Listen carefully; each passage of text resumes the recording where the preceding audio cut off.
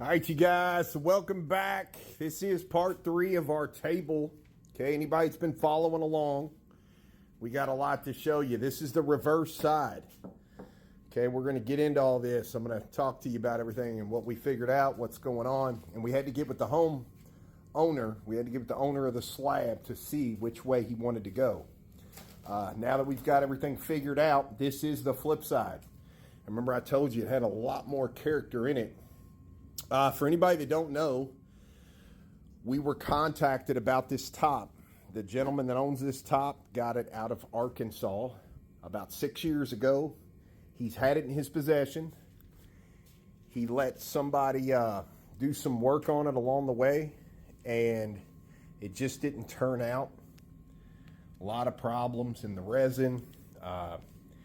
Anybody that knows anything about bow ties in wood, you can clearly see what we're up against. So he reached out to us and he wanted to see what we could do with this, you know, based on everything that we're sitting here looking at. So we have the flip side under control.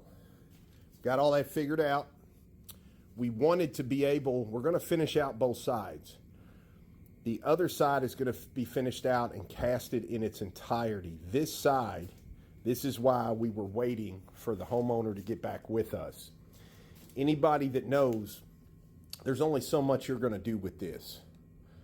So any type of, design, cutout, you would have 3 of them, and there's not going to be anything that we could, put a heart here, anything like that. There's no shape that's going to make that look normal.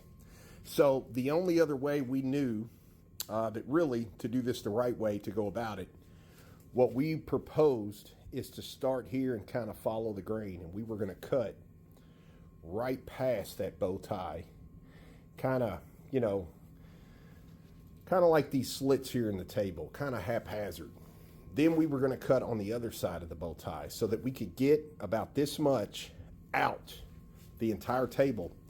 We would have actually built a box kind of like this to trap all this, and we would have, once that was cut out, we would have dropped this piece and this piece back down into the box, and we would have casted all that brand new. Now, it's night and day to do that versus what we're doing now. And that's why we have not been working on this in the last 4 or 5 days. We've been waiting, talking to the homeowner and waiting on an answer for which way he wants to go. So what we're going to end up doing is we are going to seal this side completely. This side will go through the planer to get completely flat.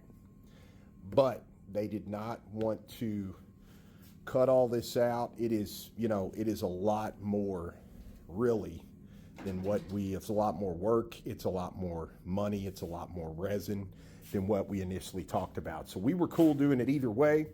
You can only use one side of the table.